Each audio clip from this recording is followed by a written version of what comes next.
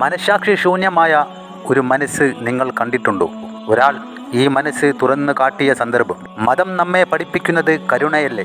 അത് ഏത് മതമായാലും. മനുഷ്യസ്നേഹം നമ്മെ പഠിപ്പിക്കുന്നത് വേദന പങ്കിടലാണ്. ഈ നാറി ഏത് മതമാണോ? ഇനി മതമില്ലയോ? മനസ്സും മനഃസാക്ഷിയും ഇല്ലാത്തവന് എന്ത് മതം, എന്ത് ബന്ധം? കേട്ടില്ലേ പൊന്നു സഹോദരങ്ങളെ? അബുദാബിയിൽ വെച്ചുണ്ടായ വാഹന അപകടത്തിൽ മരണപ്പെട്ടു പോയ ഈ 4 പിഞ്ചു മക്കളുടെ ഈ ദാരുണമായ വാർത്ത കേട്ടപ്പോൾ ജാതിമത ഭേദമന്യേ കേട്ടവരാകെ പൊട്ടിക്കരഞ്ഞ നിമിഷം. ഇത് കേട്ട സർവർക്കും മനസ്സിൽ ഒരു തീക്കനൽ എരിയുന്ന പോലെ. അതിൻ്റെ പേരാണ് മനുഷ്യത്വം. ഇതുണ്ടാവാൻ വലിയ പദവിയോ വലിയ ശമ്പളമോ വിദേശത്ത് ജോലിയോ വേണമെന്നില്ല. ഒരു നിമിഷം മൗനം പാലിക്കാൻ കഴിയുന്ന ഹൃദയം മതി. ഈ പൊന്നുമക്കളെ അപമാനിച്ച തരത്തിലുള്ള വാക്കുകൾ ഉന്നയിച്ച ഈ ചെറ്റയുടെ വാക്കുകൾക്ക് മറുപടിയായി നാളെ നിന്റെ വാതിലിൽ തന്നെ ഈ പരീക്ഷണം വന്നെത്താതിരിക്കട്ടെ.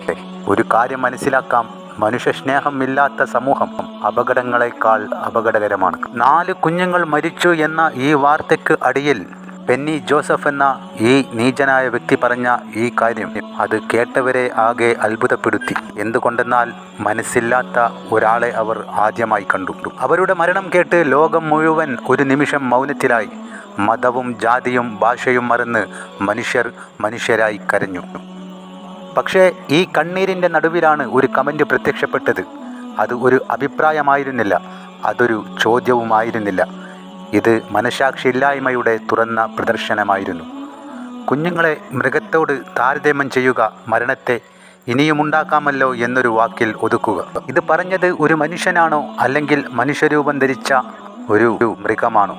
മൃഗം എന്ന് പോലും ഇവനെ വിളിക്കാൻ പാടില്ല. അതിലും എത്രയോ താഴെയാണ് ഇവൻ്റെ സ്ഥാനം. ജോസഫ് ബെന്നി എന്ന ഈ നീചഹൃദയമുള്ള മനുഷ്യൻ പറഞ്ഞതിങ്ങനെ: പന്നിയെ പെറ്റുകൂട്ടുന്ന പോലെയല്ലേ ഉണ്ടാക്കുന്നത്? പോയാൽ എന്താ നഷ്ടം? ഇനിയും ഉണ്ടാക്കാമല്ലോ എന്ന്. നിന്റെ വീട്ടിൽ ഒരു കസേര പൊട്ടിയാൽ വീണ്ടും വാങ്ങാം. ഒരു ഫോൺ നഷ്ടപ്പെട്ടാൽ വീണ്ടും എടുക്കാം. ഒരു കുഞ്ഞു പോയാൽ അവൻ്റെ ചിരി തിരിച്ചു വരില്ല, അവൻ്റെ വിളി തിരിച്ചു വരില്ല, അവൻ്റെ ഭാവി തിരിച്ചു വരില്ല. ഇത് മനസ്സിലാക്കാൻ കഴിയാത്ത ഒരാൾ ഈ സമൂഹത്തിന് അപകടത്തേക്കാൾ വലിയ ഭീഷണിയാണ്. കാരണം അപകടം അറിയാതെ സംഭവിക്കും. പക്ഷേ ഇങ്ങനെ എഴുതുന്ന വാക്കുകൾ തിരഞ്ഞെടുത്ത ക്രൂരതയാണ്. മതം പഠിപ്പിക്കുന്നത് കരുണയാണ്. മനുഷ്യൻ പഠിപ്പിക്കുന്നത് വേദന തിരിച്ചറിയാനാണ്. ഇവിടെ മതം പോലും പ്രശ്നമല്ല. ഈ ജീവി എഴുതിയ കമൻറ്റ് ഇയാൾക്ക് ബുദ്ധിയുണ്ടോ ഇല്ലയോ എന്നല്ല തെളിയിച്ചത്. ഇയാൾക്ക് മനഃസാക്ഷിയുണ്ടോ ഇല്ലയോ എന്നതാണ് ലോകത്തിന് മുമ്പിൽ കാണിച്ചത്.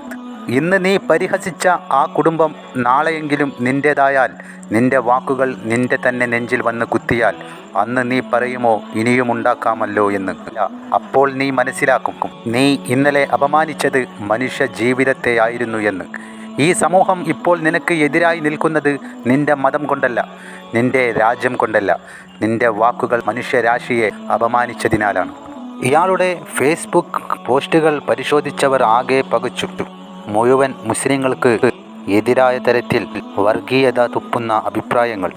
ഇത്ര മനഃസാക്ഷിയില്ലാത്ത ഒരു മനുഷ്യനെ ഇതിനു മുമ്പ് നമ്മളാരും കണ്ടില്ല. ഇവന് തക്ക ശിക്ഷ അനിവാര്യമായ ഒരു കാര്യം തന്നെ. സൗദി റിയാദിൽ ജോലി ചെയ്യുന്ന ഇവൻ്റെ ജോലി നഷ്ടപ്പെടുത്തി നാട്ടിലേക്ക് പറഞ്ഞയക്കണമെന്നാണ് സാമൂഹ്യ മാധ്യമത്തിൽ ഇപ്പോൾ പ്രചരിച്ചു കൊണ്ടിരിക്കുന്ന അഭിപ്രായങ്ങൾ. അങ്ങനെ നീ നാട്ടിൽ വന്നാൽ പിന്നീട് നിനക്ക് ഇവിടെ നിന്ന് ലഭിച്ചോളും. കള്ള തന്തക്ക് പിറക്കാത്ത പട്ടി.